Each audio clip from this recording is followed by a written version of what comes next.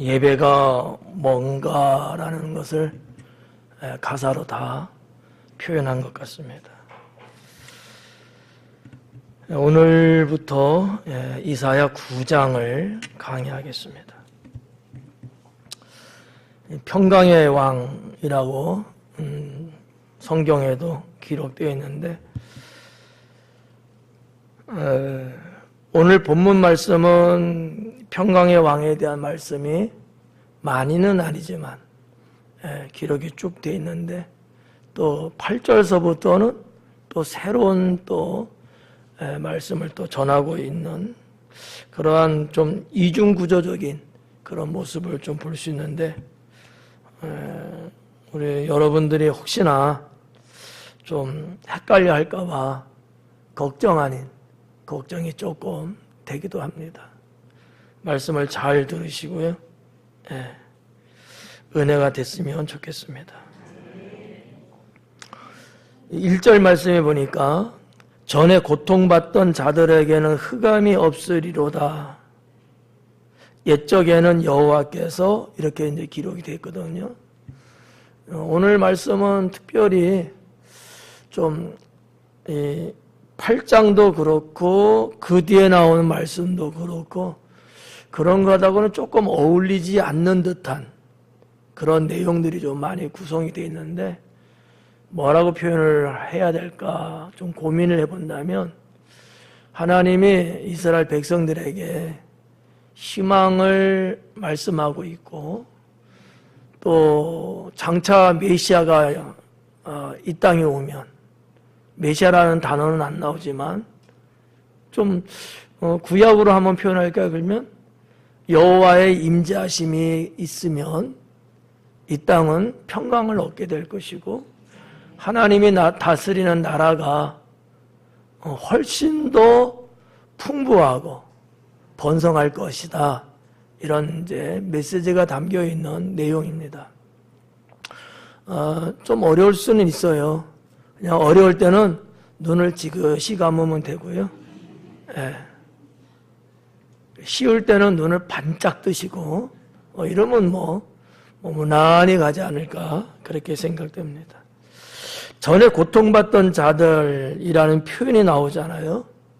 그러니까 앞부분 8장까지 언급된 내용들이고요. 이 전에 고통받던 자들은 이미 어떤 의미에서는 하나님 앞에 범죄하고 그름으로 인해서 하나님의 징계를 받았던 역사적인 사건들을 암시하고 있는 내용이라고 볼 수가 있겠습니다. 그들에게는 흑암이 이제 없으리로다 이렇게 말하고 있죠. 그래서 저는 희망을 말씀하고 있구나.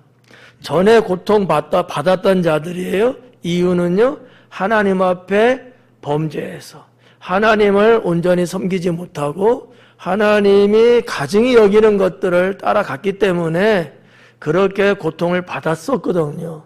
그런데 이제는 그들이 위로를 받고 평강을 얻게 될 것이다.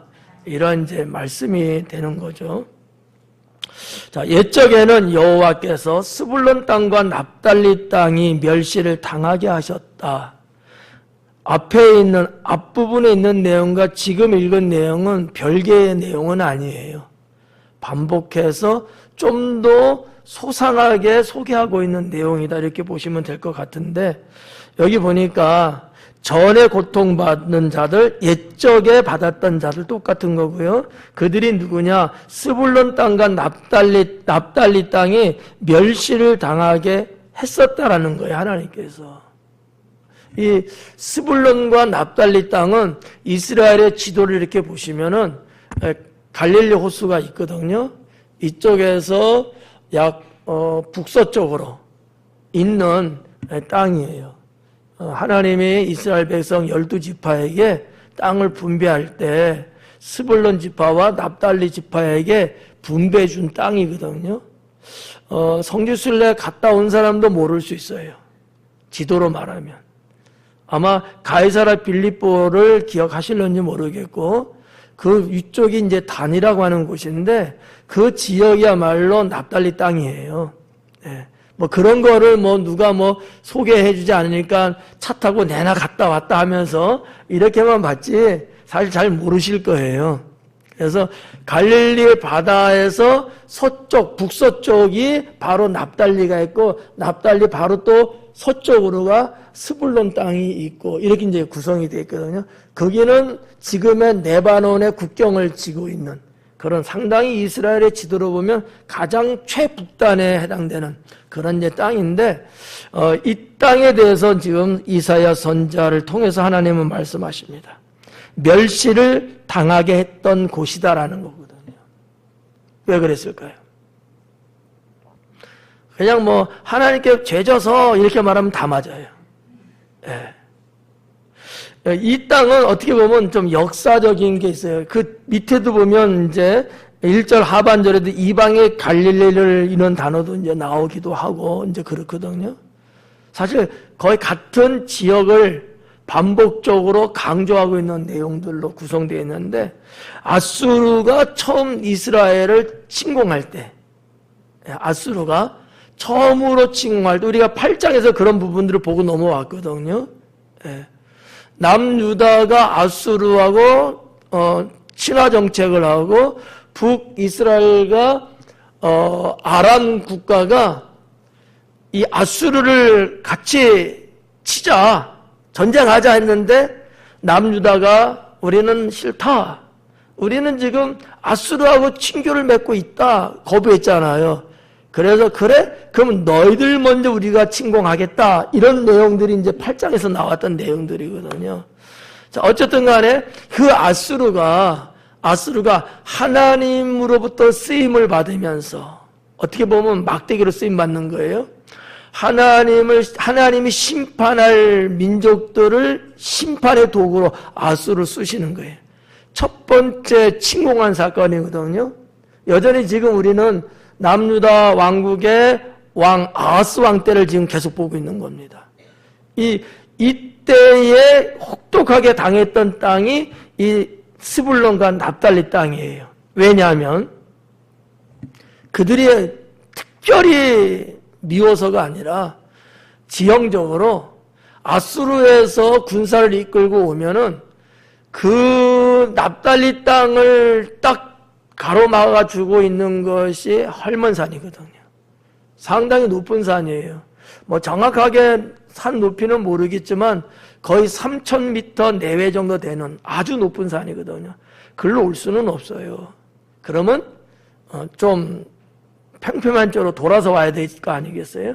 삥 돌아서 다시 남하해서 내려오면 어디에 다다르게 되냐면 납달리와 스불론 땅에 도착하게 됩니다.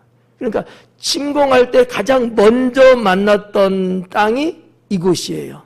여기서부터 아수르는 북이스라엘을 초토화시켰다는 사실이죠. 이게 이제 역사적인 거거든요. 이해가시나요? 어렵지는 당연히 않겠지. 이렇게 설명을 했으니까. 그래서 아수르가 처음 정복할 때 만났던 땅이었기 때문에 거기 사는 사람들이기 때문에 혹독하게 어려움을 겪을 수밖에 없었습니다. 어떤 의미에서 뭐 역사적으로 기록된 건 아니지만 제가 나름대로 추론해 봤을 때 첫 번째 정복하는 땅이기 때문에 아수르 입장에서는 더 가혹하리만큼 더 처절하게 공격했고 그들을 몰살시키지 않았을까? 왜? 그래야지만이 그 두려움을 전달할 수 있거든요. 흐지부지 했다가는 안 되거든요. 그러니까 더 강력한 군사력을 갖고 싹 쓸어버릴 정도로 참혹했었다라는 것이 유대 역사학자가 기록한 내용입니다. 이런 것들을 근거로 봤을 때 상당히 고통스러웠을 거다. 이렇게 내다볼 수 있는 거죠. 그래서 이제 스불론 땅과 납달리 땅이 멸시를 당하게 하셨더니 후에는 이제는 앞으로는이에요. 전에는 그랬는데 앞으로는 해변길과 요단 저쪽 이방의 갈릴리를 영화롭게 하셨느니라. 그래요. 이제 자, 저를 봐야 돼요.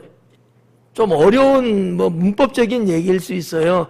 예언의 말씀임에도 불구하고 마치 과거형으로 사용하고 있다는 거. 아니, 나도 몰라. 어렵진 않죠?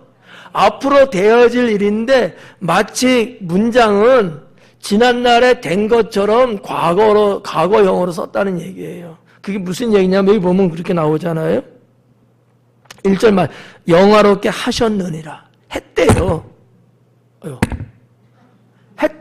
했다는 얘기는 과거잖아. 앞으로 할 일을 했다고 말하는 거야. 이게 이제 무슨 의미냐면 예언의 확고성이에요. 예언을 했는데 안 할 수도 있죠. 근데 그 예언이 진행이 안 될 게 아니고 분명하게 진행될 거라는 이 확고성. 그럴 때는 미래임에도 불구하고 과거형을 쓴다는 얘기죠. 여러분의 어린 자녀들이 장차 결혼했습니다. 말이 좀 이상하잖아요. 그죠? 국원사님 그렇지 않아요? 이상하잖아. 할 거라고 했는데 했다고 하니까 이상하잖아. 이 얘기는 무슨 얘기예요? 그 결혼은 반드시 하게 되어 있다 라는 의미라는 얘기예요. 네. 내가 왜 이렇게까지 설명을 해야 되지? 네. 그런 내용이 그 뒤에도 좀 나오는데 먼저 나와서 말씀드렸고요. 자, 그러면 후에는 해변길과 요단 저쪽이에요. 해변길과 요단 저쪽. 해변하니까 우리는 이제 뭐를 생각하냐면 이스라엘의 지형을 보면 서쪽은 지중해거든요. 그 동쪽은 갈릴리 바다예요. 오늘날의 현대에 와서 갈릴리를 호수다라고도 이야기하지만 그 옛날에는 바다로 이야기를 했어요. 그러니까 지중해도 해변이 있고 갈릴리도 해변이 있지. 성지순례 가신 분들은 이 해변길을 차 타고 가봤거든. 주무셨겠지만. 네. 그걸 말하는 거야. 그런데 좀 더 정확하게 말하면 어딜까? 이 갈릴리 바다의 해변을 말하는 걸까? 이쪽이 디베라가 있는 쪽이거든요. 디베라가. 네. 막달라도 그 동네, 그쪽에 동네가 있어요. 막달라도 있고 디베라가 있고. 그리고 이쪽에 가이사라라고 하는 지중해 해변이 있거든. 가이사라와 가이사라 빌립보는 달라요. 가이사라 빌립보는 이 북쪽 납달리 그 땅 쪽에 있고요. 가이사라는 완전히 지중해 해변에 있는 곳이거든요. 제가 보건대 이쪽 지중해 해변 쪽을 말하는 게 아닐까라고 하는 거죠. 이거는 이유가 있어요. 아까도 말씀드렸지만, 자, 저쪽 중앙아시아 쪽서부터 지금의 이란입니다. 이란, 이라크 그쪽에서 서쪽을 향해서 진격해 오는 거예요. 쭉 와요. 이란도 산악지대가 많습니다. 이란이라는 나라가. 그래서 쭉 오고, 그 다음에 이라크를 건너서, 그 다음에 지금의 시리아를 넘었을 거예요. 넘어서 북쪽으로 올랐다가 내려오는데 내려오는 지형의 길이 이쪽 지중해 해변 쪽을 타고 내려올 수밖에 없거든요. 네. 그래서 아마 이렇게 기록하지 않았을까. 네. 그 해변길과 요단 저쪽. 네. 요단 동쪽이라고 말할 때는 요르단을 말하는 거고요. 요단 저쪽 하면은 지중해 쪽을 말한다고도 볼 수도 있고 아니면 갈릴리 호수 북쪽 근방을 이야기할 수도 있다 이렇게 이제 볼 수 있거든요. 자, 어쨌든 간에 지형으로 봐갖고는 그쪽이에요. 그러면서 뭐라 그랬냐면 저쪽 이방의 갈릴리, 요단 저쪽 이방의 갈릴리예요. 자, 이 문제를 이거를 알 수 있는 방법은 이제 키는 여기 있어요. 이방의 갈릴리거든요. 갈릴리가 이제 어딘지는 여러분 대충 아시죠? 여러분 성경 강해를 들으려면 이스라엘 지도는 머릿속에 담겨 있어야 돼요. 이거 모르면 아무리 들어도 몰라요. 예. 어떻게 올해 안으로는 좀 머릿속에 좀 담으실래요? 정말이에요. 이거 지도 모르면요 꽝이에요. 성수순례 갔다 와도 모르잖아. 그 지형을 내 머릿속에 넣지 못하면 전혀 알 수가 없거든요. 이방의 갈릴리예요. 갈릴리 바다, 갈릴리 지역이잖아요. 갈릴리 지방이라고 우리가 강의하면서 말씀드렸죠. 전혀 안 그런 것 같아. 두 사람만 까딱거려. 갈릴리 지방. 나사렛도 갈릴리 지방 안에 있고요. 또 겟세마네가 아니고 어디야? 게네사렛이라는 동네. 거기도 그렇고 다 거기에요. 뭐 가나 혼인잔치 가나 다 갈릴리 지방에 있는 거거든요. 근데 이방의 갈릴리예요. 이것도 역사적인 거지. 왜 갈릴리를 이방이라고 표현했냐라는 거거든요. 여러분도 이방인이죠. 기분 나쁘세요? 네. 그러니까 근데 이스라엘 백성들의 영토는 다 이방이라고 말할 수는 없잖아요. 근데 이방이라고 본 거야. 왜요?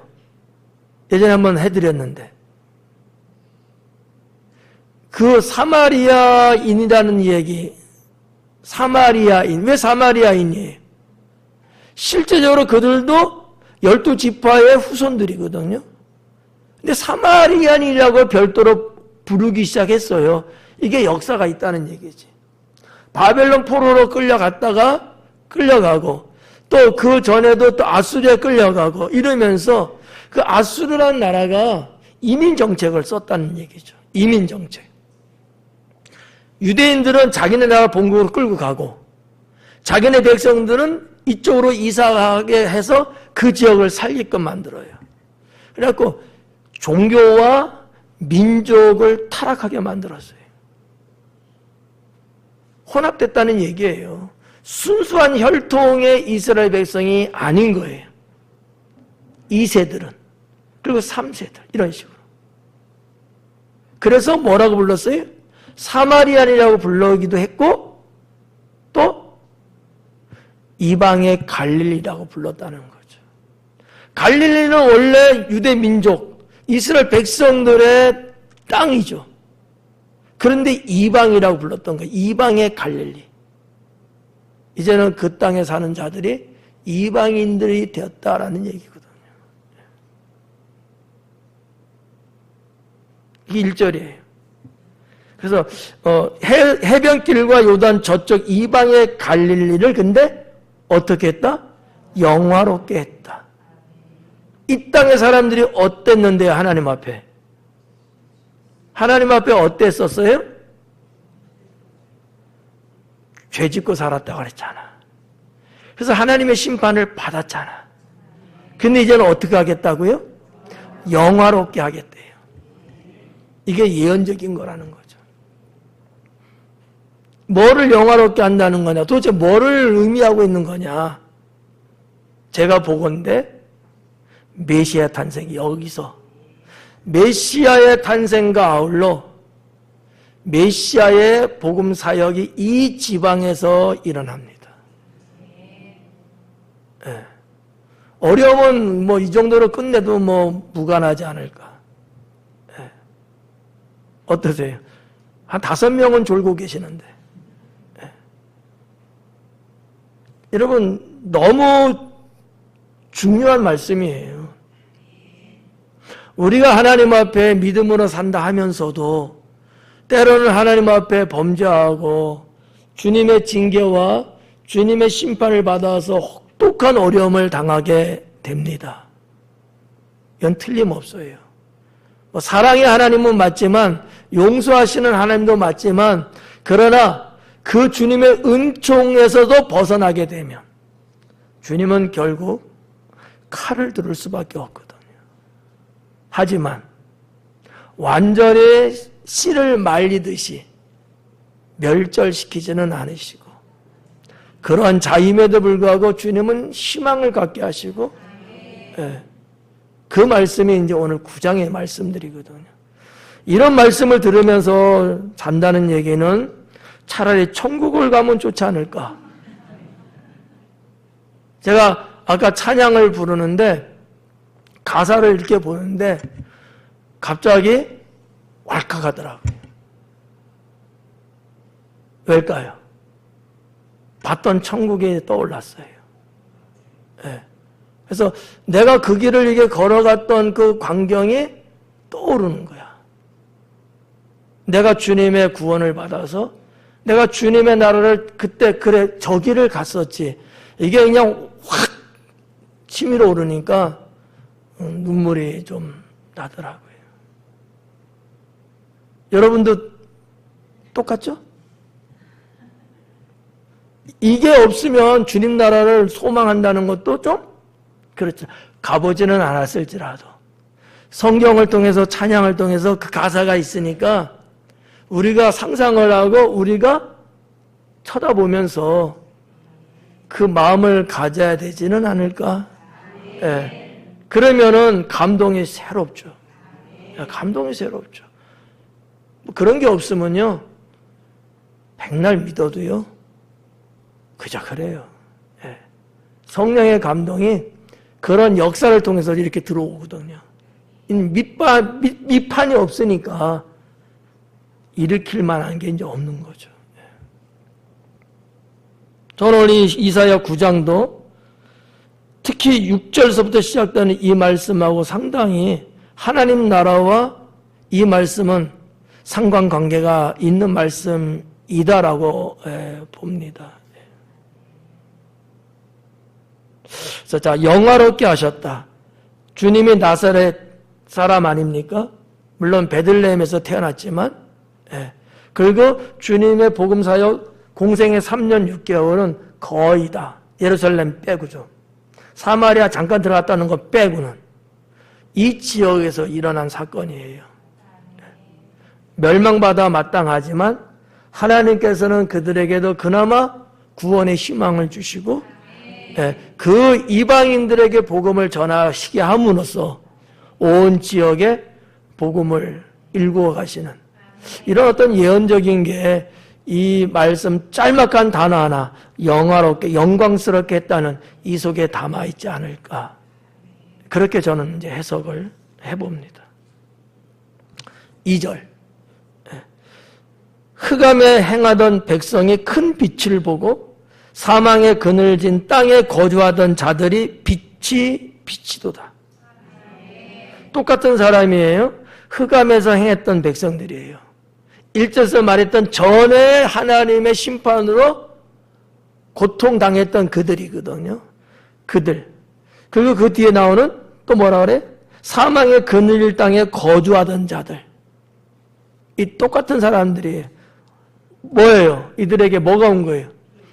빛이 있었다는 거예요. 그래서 그 백성들이 큰 빛을 봤다. 그리고 그 빛이 그들에게 비친다. 이거잖아요. 내가 그 나타난 빛을 본 거예요.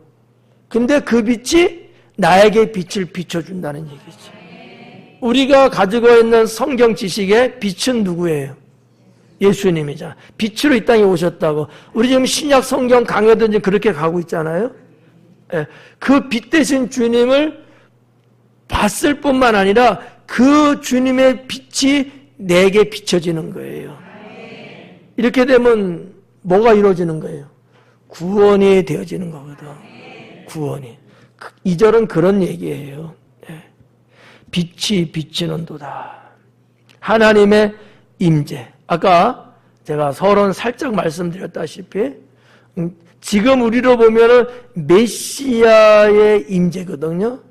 근데 이게 좀 구약 성경이기 때문에 어렵다면은 여호와 하나님의 임재. 그렇지만 메시아의 예언의 말씀이기 때문에 메시아의 임재하심이 임한다는 것을 느낄 수 있는 그런 구절이다, 이렇게 보면 되겠죠.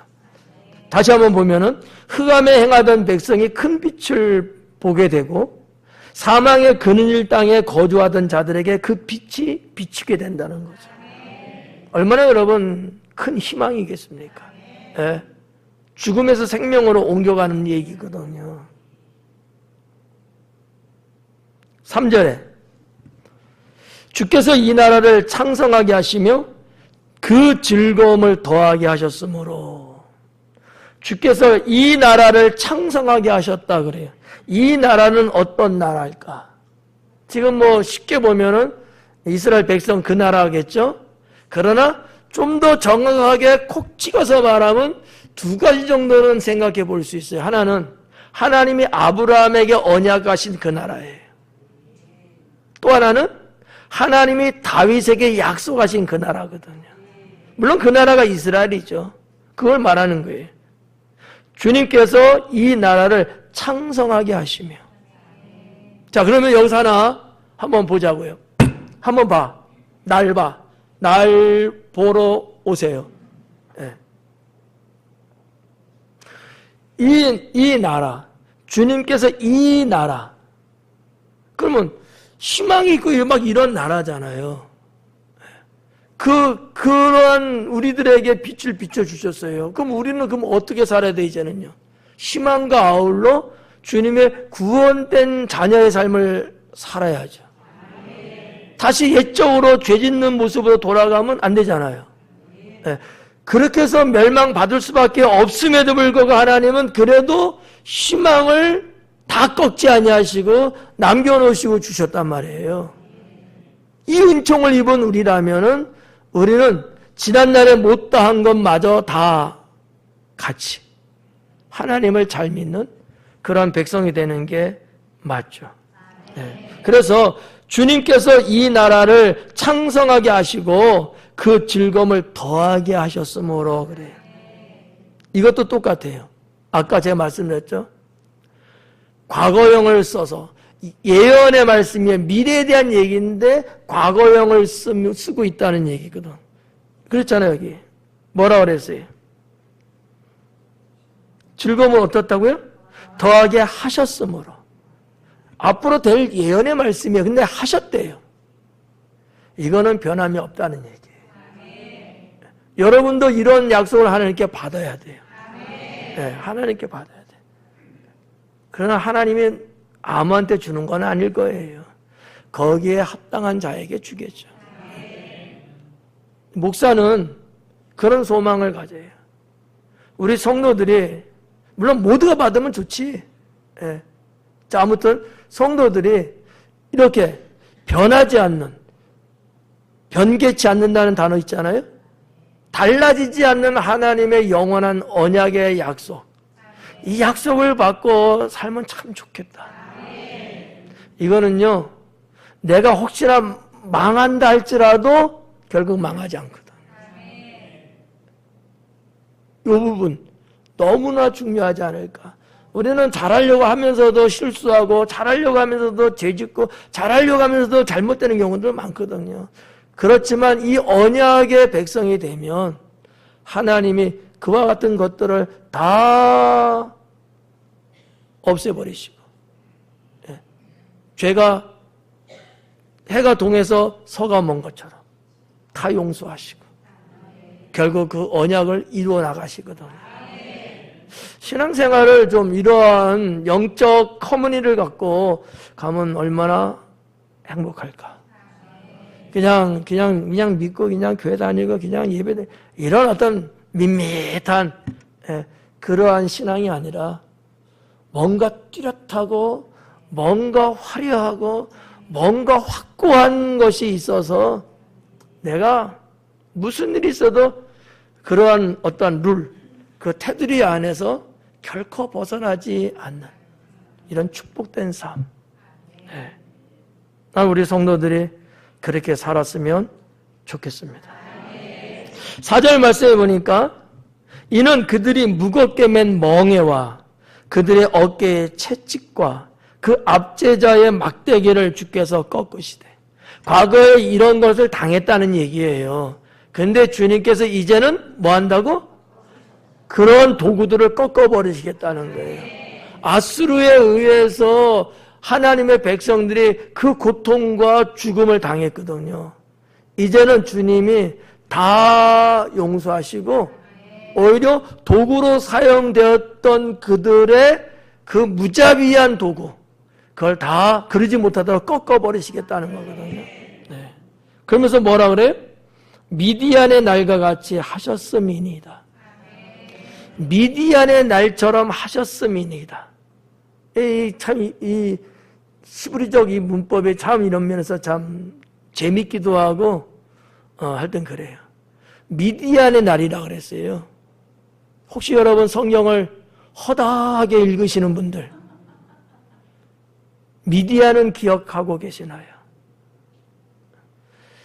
특히 이제 사사기 같은 데 보면 기드온 아시죠? 사사 기드온. 기드온이 있을 때 미디안의 역사, 미디안이 있었던 때거든요. 자, 뭐가 있었을까요? 기드온. 예. 지금 미디안이 지금 이스라엘 백성하고의 지금 전쟁적인 얘기잖아요. 근데 나가서 싸워야 되는데 하나님이 그럴 자를 용사를 부르라고 했는데 처음에 모집대 인원이 몇 명? 32,000명. 근데 하나님이 다 필요 없대요. 다 필요 없대. 결국은 다 줄여서 몇 명 남았어요? 300명. 그럼 미디안에서 싸우는 거야. 미디안은 수십만이에요. 절대 이길 수 없죠, 이스라엘이. 그런데 희한한 일이 벌어지잖아. 하나님은 기드온에게 항아리, 횃불 들고 딱 진치고 준비하고 있다가 함성을 들고 항아리를 깨뜨리고 횃불을 막 들고 막 이렇게 이제 쫙 지시를 하시잖아요. 잠을 자다가 이 얘기는 소상하게 말씀드릴 수 없으니까 성경 봐. 네. 이들이 자다가 깜짝 놀래가지고 막 칼과 창을 챙기고 막 이러는데 혼비백산 돼갖고 그 많은 병사들이 다 자기네끼리 찔러 서로 죽이는. 그래갖고 기드온의 용사들은 칼 하나 창 하나 쓰지 않고 승리했다는 거죠. 그게 미디안이에요. 여기 봐봐요. 미디안의 날과 같이 하셨습니다. 뭐가 미디안의 날처럼 했다는 거예요. 뭐를? 아수르를 그렇게 하겠다는 거죠. 역사를 보면 아수르는 훗날에서 철저하게 패망합니다. 하나님의 백성을 심판하는 도구로 쓰시긴 했지만 그들이 악함을 가지고서 주의 백성들을 곤욕스럽게 했기 때문에 하나님은 그들을 또 심판을 하셔요. 미디안의 날처럼 내 백성을 그렇게 한 그들은 아수르예요. 그들을 심판하겠다라는 얘기예요. 자, 이 정도 보면 저 같으면 상당히 당당하고 자부심이 있고요. 무슨 일이 있어도 끄떡없을 것 같아요. 왜요? 하나님이 결국 내 편인걸. 그렇잖아요. 내가 좀 잘못해서 그래 뭐 곤장을 한 대 맞고 뭐 굴밤 한 대 맞긴 했지만 나를 때린 그 사람을 주께서 책임을 묻겠다는 거거든. 그만큼 우리를 사랑하신다. 하나님의 자녀인 여러분들을 감히 세상에 누가 건들 수 있냐는 거지. 만약에 건들고 여러분의 삶을 불행하게 만들면 하나님은 그들을 심판하신다는 겁니다. 그런 메시지들이에요. 어때요? 희망이 있지 않아요? 살만 나지 않습니까? 제가 그냥 물어서 그냥 그러는 것 같긴 한 것 같은데 하여튼 이런 거를 본다는 거죠. 성경을 통해서. 성경을 통해서. 자, 5절 볼까요? 어지러이 싸우는 군인들의 신과 피 묻은 겉옷이 불에 섭같이 살라지리니. 하나님께서 결국은 미디안의 날처럼 쳐갖고 꺾으시고 심판하시는데 그 모양이 어떠냐? 그 얘기를 5절에서 말하는 거예요. 어지러이 싸우는 군인들의 신과 피 묻은 겉옷, 그것을 섭으로 불태울 만큼. 시골 분들은 섭을 아시지 않아요? 모르시는구나. 이삭 집사님 모를 것 같아. 알아요? 아는 척하고 있어. 아니에요. 오해하지 마요. 그냥 하는 얘기예요. 이런 거예요. 불을 지피는 지프라이 같은 거 있잖아요. 불을 태우기 위해서 이렇게 뭐 가져와 갖고 하는 거야. 근데 뭐 옛날 시대니까 대부분 이제 집이죠, 집. 집이 얼마나 불을 잘 탑니까? 그것처럼 이 지금 내 백성을 심판하고 곤욕스럽게 했던 이들을 봐요. 군인들의 신과 피 묻은 겉옷. 이거는 여러분 병사들에게 있어서는 절대적인 거예요. 신발 없이 여러분 어떻게 행진을 하고 어떻게 나가서 싸우고, 겉옷이라는 얘기는 쉽게 말하면 갑옷이 돼서 병사에게는요. 근데 그런 것들이요 아무 무용지물인 거야. 하나님이 불러 다 태워버리겠다는 거야. 무슨 여러분 힘으로 그들이 싸울 수 있겠어요? 이런 하나님의 역사. 6절에 보니까 이는 한 아기가 우리에게 낳고, 이게 이제 메시아인 거예요. 이는 한 아기가 우리에게 낳고 한 아들을 우리에게 주신 바 되었는데 그의 어깨에는 정사를 메었고 그의 이름은 기묘자라 묘사라 전능하신 하나님이라 영존하신 아버지라 평강의 왕이라 할 것입니다. 쭉 나와요. 자, 그 이름이라고 했는데 이름은 히브리어로 쉔이라고 하는 단어거든요. 쉔이라고 하는 단어인데 이 쉔이라고 하는 단어는 그냥 단순한 이름을 말한다기보다는 좀 더 의미가 있는 거예요. 뭐냐면 이런 거야. 그 사람의 어떤 뭐 본질, 그 사람의 타고난 본질 있잖아요. 속성, 이런 것들을 포함한 이름인 거예요. 단순하게 한승건이 아니고 한승건이라는 사람이 가지고 있는 본질과 그자의 속성, 타고난 그런 것들을 총망라해서 같이 말할 때 쉔이라고 하는 단어를 썼다라는 얘기죠. 그냥 이름이 아니라는 얘기예요. 개똥의 이름, 그런 이름이 아니라는 얘기예요. 메시아 예수님의 이름을 지금 언급하고 있지 않습니까? 그의 이름은 어떻다는 거예요? 기묘자라. 기묘자가 뭐예요? 이 펠레라고 하는 단어로 돼 있던데 경험과 이성으로는 도저히 이해할 수 없는 기가 막힌 것, 그걸 기묘라고 말하거든. 그러니까 메시아 되신 예수님은 기묘자라는 거예요.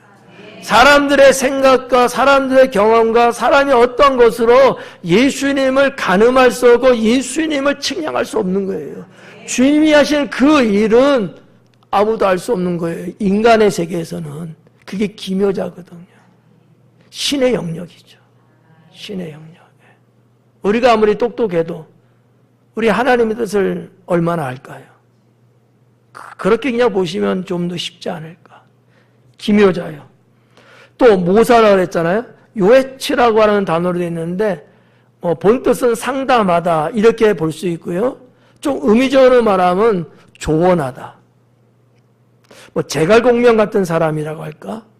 상당히 지혜가 총명해서 사람들한테 어떤 방향을, 어떠한 결정을 온전히 할 수 있도록 도와주는 그런 게 이제 오늘 여기서는 모사라고 번역이 된 거죠. 좀 나쁜 말로 쓰면 어휴 저거 모사꾼이야 이렇게들 말하거든요. 좋은 뜻인데 잘못 쓰고 있어서 모사꾼이라 이렇게 말하거든요. 저 사람은 모사야. 저 사람은 정말 한 나라의 대통령 가장 최측근에 비서들도 여럿 있잖아요. 예. 정말 이 모사 같은 사람이 있으면요, 나라 정치를 잘하게 되겠죠. 근데 모사꾼이 있으면요, 말아먹는 거죠, 나라를. 모사는 너무나 중요합니다. 어떤 의미에서 솔로몬은 모사자였다라는 거죠. 그의 지혜는 세상에서 헤아릴 수 없었어요. 하나님 주신 거잖아요. 네. 메시아가 그렇다라는 얘기거든요. 또 보니까 전능하신 하나님이라 그래요. 엘 기보르라는 단어로 되어 있던데 이 무슨 의미를 갖고 있냐면 신성과 인성을 다 같이 갖고 있는 그런 하나님. 전능하신 하나님이에요. 물론 이것을 우리가 창세기를 가서 보면 엘로힘이라고 말할 수 있거든요. 그 개념보다는 신성과 메시아이기 때문에 이게 좀 어려울까요? 그냥 여호와 하나님을 할 때는 엘로힘으로 가는 게 맞고요. 메시아라고 하는 측면에서의 전능하신 하나님을 말하기 때문에 기보르라고 하는 단어를 썼어요. 이거는 신으로서의 신성과 인간으로서의 인성을 다 갖고 있는 메시아라는 그런 의미를 볼 수 있다는 거죠. 그 다음에 영존하시는 아버지라는 단어는 없습니다만, 남성으로 이제 돼 있고, 영원하시는 분이라는 얘기예요. 영원하신 분. 그 메시아는 영원하신 분이다. 잠시 있다가 사라진다든지, 우리 사람처럼 유한의 존재가 아니고 영원하신 분이다. 이렇게 이제 말씀하고 있는 거고요. 마지막에 있는 그 평강의 왕이다라는 얘기 하잖아요. 평강의 왕이라 할 것이며, 이 평강의 왕이라는 것이 샤르 샬롬이라고 써 있습니다. 샤르 샬롬. 이 평강인데 평강 한 두 가지로 한번 나눠볼 수 있어요. 어떤 의미에서 이 평강을 말하냐? 두려움으로부터의 자유를 준다는 의미거든요. 이스라엘 백성들은 엄청난 공포 속에 있습니다. 죽음을 언제나 예상을 하면서 하루하루를 살아가고 있는 상황이거든요. 얼마나 여러분 두렵겠습니까? 그렇잖아요? 네. 그런 두려움에서 자유를 얻게 하는 평강. 그거 너무 편한, 좋은 거예요. 네. 여러분 어떠세요? 어딘가 내 몸이 한 군데가 찌뿌둥한데 의사 선생님이 걱정하지 마세요. 3일 후면은 말끔해져요. 그 말 여러분 아주 철저하게 믿잖아요. 네? 여호와 하나님께서 평강의 왕으로서 이 땅에 메시아를 보내시고 우리에게 뭘 주셔요? 평강을 주신다는가. 그 평강이 실제적으로 뭐냐? 세상으로부터 오는 두려움으로부터 자유함 얻게 한다는 거예요. 그래서 너무 좋은 거예요. 또 하나는 영적이고 물질적인 것의 부유함이에요. 이게 어떤 사람은 이해가 안 가. 자산 3천억 정도 있는 사람은 별로 의미가 없어. 근데 여러분 모든 것을 다 뺏기고요, 모든 것들 그릇까지도 다 불타 없어졌고요, 남는 게 하나도 없는 백성들이에요. 그들에게 여러분 진정한 평강이 뭐겠어요? 그렇잖아요. 예수님께서 뭐라고 그러세요? 배고픈 자에게 먹을 걸 줘야지. 배고픈 자에게 따뜻한 옷 주면서 춥지 마세요, 건강하세요 이렇게 한들 그게 무슨 의미가 있냐? 그거 아니에요. 이스라엘 백성들에게 진정한 평강이 뭐냐? 두려움이 아직 파도치듯이 밀려오는 삶을 계속 살고 있는데 여기서 자유함을 얻는 거와 영적이고 물질적인 것, 하나님과의 관계가 회복되고 생명을 유지하는 데 필요한 이런 물질적인 것들의 공급을 받게 되는 데서 오는 평안함. 이게 샤르 샬롬이라고 하는 거죠. 네.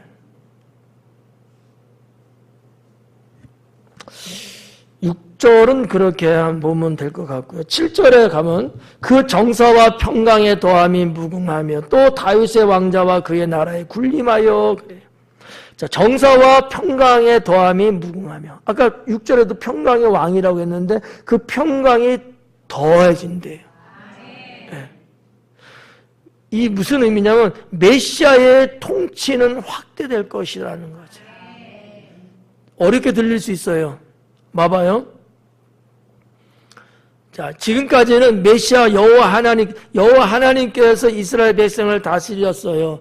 그런데 그 백성들은 하나님의 뜻을 어기고 자기 멋대로 막 살아가는 모습을 계속 보여왔어요.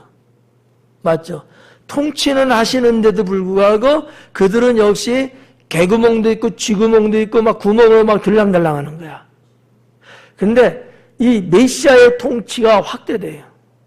그래서 그러지 못할 정도로 모든 전 지역을 다 다스려 나가는 누가? 메시아가. 메시아가. 여러분이 들을 때는 뭐 구분이 될는지는 모르겠지만 제가 볼 때는 확연해 얘기해요. 이스라엘 백성들 창세기를 보면 아담과 하와 보면 말할 것도 없지만 껑충 뛰어서 노아를 딛고 아브라함으로 오잖아요. 그런 하나님이 항상 함께하는 역사가 있음에도 불구하고 그들은 언제나 중간중간 엉뚱한 곳으로 튀어나갔어요. 하나님이 다스리는 건 맞는데도 불구하고 그렇잖아요. 그래서 그들에게 찾아온 죄의 대가가 뭡니까? 멸망이었어요. 메시아의 통치에 확대되면 뭘까요? 구원이라고 하는 사실이에요. 이게 달라요. 예수님이 누구를 위해서 이 땅에 오셨어요? 예? 거봐요. 죄인을 구원하기 위해서 오셨거든요. 이런 개념이 좀 신학적이긴 합니다만 확대됐다라고 볼 수 있다는 얘기지. 어느 내 백성만 국한된 어떠한 것이 아니라 온 인류를 다 구원하시고 죄인이지만 그들까지도 다 구원하시려는 하나님의 통치하심의 확대성, 이런 부분이 아닐까 조심스럽게 저는 그렇게 해석해 봅니다. 누가복음 1장에 보면 가브리엘 천사가 나타나게 되는데 예수님에 대해서 그런 예언의 말씀을 하죠. 뭐라고 하냐면 이 자는 메시아 예수님 말하는 거죠. 큰 자가 될 것이고 그 나라는 무궁하리라 그래요. 네. 예수님을 잉태해서 가브리엘 천사가 고지를 하는데 예수님에 대한 예언적이고 예수님이 장차 그럴 뿐이라는 걸 말하는 거잖아요. 이 자는 깐난 얘기야. 나지도 않았잖아요. 이 자는 큰 자라는가. 큰 자라는 게 무슨 의미가 있어요? 어떤 의미가 있을 것 같아요? 죄송해요. 알 수가 없죠. 세상을 다스리는 왕보다 더 큰 자를 표현한 거예요. 로마든 헤롯 왕이든 지금 이스라엘 백성들의 눈앞에 보여지는 그들은 큰 자예요. 감히 상상 못하고 대적할 수 없는 자들이거든요. 근데 그런 자들보다 큰 자라는 얘기야. 만왕의 왕이시라는 것을 암시하는 내용이거든요. 뿐만 아니라 그 큰 자일 뿐만 아니라 메시아의 나라는 영원하다, 무궁하다고 가브리엘이 그렇게 예언했거든요. 그 말씀을 조금 여러분들이 참고해서 이 7절에 있는 이 말씀을 조금 느껴보시면 어떨까 해서 소개한 거예요. 정사와 평강이 다스리는 거 정사요. 그죠? 통치해 나가는 거나 다스리는 거예요. 그거와 아까 평강의 왕이라 그랬잖아요. 그 평강이 훨씬 더 많아진다는 얘기죠. 무궁하며 또 다윗의 왕자와 그의 나라에 군림하여 그 나라를 굳건하게 세우고. 예수님 메시아입니다. 사람으로 태어난 예수님은 어느 혈통에서 태어났어요? 다윗의 혈통이에요. 다윗의 후손 맞죠?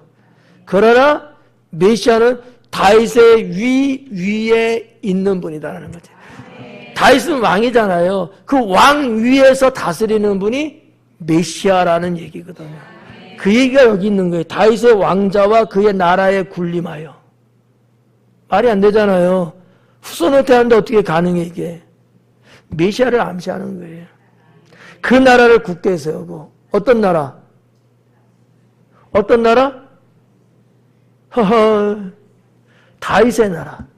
아까 앞부분에서는 아브라함과 약속한 나라, 그 다음에 두 번째는 다윗과 언약한 나라라고 소개해 드렸잖아. 근데 여기 7절에서는 바로 앞에 다윗의 왕자 다윗 나왔잖아요. 이 나라는 무슨 나라? 다윗의 나라예요. 그 나라를 굳건하게 세우신다는 거죠. 근데 그 다윗의 나라는 믿음의 나라거든. 이 영적 의미를 우리가 깨달을 수 있어야 된다. 지금 이후로 영원히 정의와 공의는 그것을 보존하실 것이며. 자, 지금 이후로 영원히 정의와 공의로 그것을 보존한다. 그것이 뭘까요? 하나님 나라예요. 주님은 이 땅에 오셔서 복음 사역을 하시면서 그때도 언제나 정의와 공의, 하나님의 의에 서서 언제나 살아셨고 사역하셨고, 주님의 모습에서 찾을 수 있는 것 두 가지를 말하라면 선함과 공의로움이었어요. 그리고 자녀인 우리에게 요구했던 게 뭘까요? 그 열매였습니다. 그게 여기 있는 말씀과 배치되고 있는 거예요, 지금. 정의와 공의로 하나님 나라를 보존하실 것이라. 만군의 여호와의 열심히 이를 이루시리라. 여호와의 열심. 이 말이 조금 격에 안 맞는 거예요. 여호와 하나님은 무슨 열심이고 이런 게 사실은 없어요. 신이잖아요. 그분이 전능자고 주권자시고. 그렇지만 여호와 하나님을 표현하고 이렇게 알 수 있게끔 해야 되니까 여호와의 열심. 하나님께서 이와 같은 메시아의 나라를 하기 위해서 그렇게 최대의 사역을 할 수 있게끔 하신다라는 얘기지. 오늘날 여러분들이 신앙으로 주님 안에서 살아가는 데 있어서 하나님의 특심하심이 성경에 나오는 내용이죠. 여러분을 돕고요. 여러분과 함께 하신다는 거죠. 이런 것들을 문학이나 아니면 학문적으로 보면 신인 동형론적 표현이라고 표현해요. 신인 동형론적. 신과 인간의 동형, 똑같은 형태의 모습. 신은 열심히가 아니고 그런 게 없어요, 개념이. 사람에게만 있는 거거든요. 근데 사람으로서 표현할 수 있는 것을 신에게 이렇게 붙인 거예요. 신인 동형론적 표현이다. 몰라도 돼요. 네. 하여튼 그래서 우리 하나님은 때로는 성경 보니까 우시기도 하시고, 그죠? 슬퍼하신다고 하시잖아요. 기뻐하신다 하잖아요. 신의 개념은 이런 걸 다 초월하신 건데, 근데 왜 그렇게 표현했어요? 사람은 그래야지만 무슨 말인지 알아들을 수 있어요. 그래서 표현을 그렇게 하신 거다, 이런 얘기예요. 대단히 어렵습니다. 목사는 여러분의 눈동자를 보고 사는 사람인데 거시기하네요. 이사야 예언서는 쉽지는 않아요. 길기도 길어요. 언제 끝나는지 예산할 수가 없어요. 몇 년은 아마 가지 않을까 이렇게 생각되는데 10년쯤은 가지 않을까. 네. 아무튼 오늘 7절까지 봤습니다. 다음에 이제 8절부터 또 시작되는데 또 새로운 각도에서 또 이렇게 예언하시는 말씀이 나와요. 부탁하건대 예배 오기 전에 그날 예배 성경 말씀은 꼭 좀 읽어보시고 오셔라. 물론 그러시겠지만 세 사람이 안에서 하는 얘기예요. 그 사람이 누군지 모르지만 그래서 우리가 좀 성경을 여러분들이 하나라도 좀 알아가는 것이 보일 때 목사는 고생스럽고 힘들어도 보람을 느끼거든요. 근데 그게 안 보이면 나의 선택은 잘못됐다 라는 결론밖에 안 와요. 하면 뭐해? 무슨 말인지 모르고 안 따라오면 그렇잖아요. 여러분이 하나를 알고 또 하나를 알고 알아가는 모습을 제가 봤을 때 뿌듯하고 보람이 있는 거죠. 네. 기도하겠습니다.